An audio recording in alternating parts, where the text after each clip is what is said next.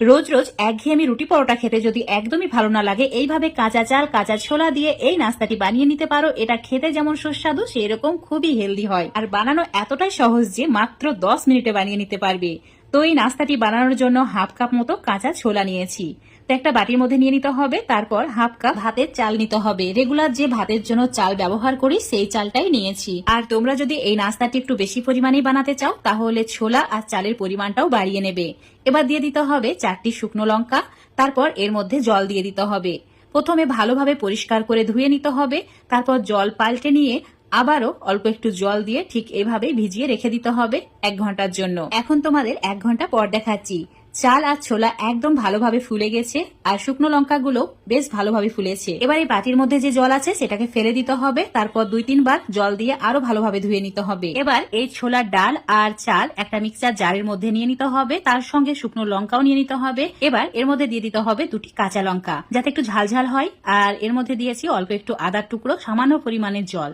একদম মসৃণ করে একটা পেস্ট বানিয়ে নিতে হবে। তো আমি 2 বারে পেস্টটা বানিয়ে নিয়েছি। তোমরা চাইলে বড় মিক্সার জারে একবারেই পেস্টটা করে নিতে পারো। তো এখন এই মিশ্রণটা একদমই রেডি হয়েছে। দেখতেই পাচ্ছ কতটা ঘন করে রেখেছি। ঠিক এইরকম ঘন করে কিন্তু মিশ্রণটা রেডি করে নিতে হবে, খুব বেশি পাতলা করা যাবে না। এবার দিয়ে দিতে হবে স্বাদ মতো সামান্য নুন, আর দিয়ে দিতে হবে অল্প একটু হলুদের গুঁড়ো, আর দিয়ে দিতে হবে অল্প একটু জিরের গুঁড়ো। এবার দিয়ে দিচ্ছি গরম মশলার গুঁড়ো। সমস্ত কিছু ভালো করে মিশিয়ে নিচ্ছি। তোমরা চাইলে এই মিশ্রণের মধ্যে অল্প একটু চাট মশলা, পেঁয়াজ কুচি, ধনেপাতা কুচিও অ্যাড করতে পারো নিজেদের পছন্দ মতো। তো এই মিশ্রণটা এখন রেডি হয়ে গেছে। চুলোর ওপর একটা তাওয়া গরম করে নিয়েছি। তাওয়াটা খুব বেশি গরম হয়ে গেলে অল্প একটু জলের ছিটা দেবে, তারপর অল্প একটু তেল দিয়ে ঠিক এইভাবে তেলটাকে ব্রাশ করে নিতে হবে।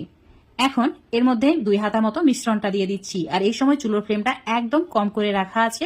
এখন ধোসার মতো করে ঠিক এইভাবে মিশ্রণটাকে ঘুরিয়ে ঘুরিয়ে একটা রুটির মতো বানিয়ে নিতে হবে, বা ধোসার মতো বানিয়ে নিতে হবে। এখন চুলোর ফ্লেমটা মিডিয়ামে করে 2 মিনিট ওয়েট করতে হবে। উপরের দিকটা ঠিক এইভাবে শুকিয়ে গেলে দিয়ে দিতে হবে 1 থেকে 2 চামচ মতো সাদা তেল। তোমরা চাইলে বাটারও ইউজ করতে পারো। এখন এটাকে উল্টে দিতে হবে, আর এই সাইডটাকেও ঠিক হালকা লালচে করে সেঁকে নিতে হবে। এটা চাইলে তোমরা তেল ছাড়াও সেঁকে নিতে পারো। এমনিতেও এটা খেতে এত বেশি সুস্বাদু হয় যে দোকানের কেনা ধোসা থেকে অনেক বেশি সুস্বাদু। এখন এর মধ্যে সামান্য পরিমাণে পেঁয়াজ কুচি, তার সঙ্গে দিয়ে দিচ্ছি সামান্য পরিমাণে টমেটো কুচি। অবশ্যই টমেটোর বীজ ছাড়াই অ্যাড করবে, আর যদি ঝাল খেতে পছন্দ করো তাহলে অল্প একটু লঙ্কা কুচিও অ্যাড করে দেবে। বাচ্চাদের জন্য তৈরি করলে লঙ্কা কুচিটা বাদ দিয়ে দেবে। সামান্য পরিমাণে চাট মশলা দিয়ে দিয়েছি। এখন এটাকে ঠিক এইভাবে ভাঁজ করে নিতে হবে। এখন রেডি হয়ে গেল দারুণ সুস্বাদু নাস্তা। রুটি, পরোটা, লুচি যদি সত্যিই বন্ধুরা ভালো না লাগে, এইভাবে কাঁচা চাল আর ছোলা দিয়ে বানিয়ে নেবে খুবই সহজে। যে খাবে সেই প্রশংসা করবে, এত বেশি সুস্বাদু হয়। এটা ধনেপাতা চাটনির সঙ্গে সার্ভ করেছি। তোমরা চাইলে টমেটো সস দিয়েও খেতে পারো। এত সুস্বাদু যে এমনি এমনি খেয়ে নেওয়া যায়।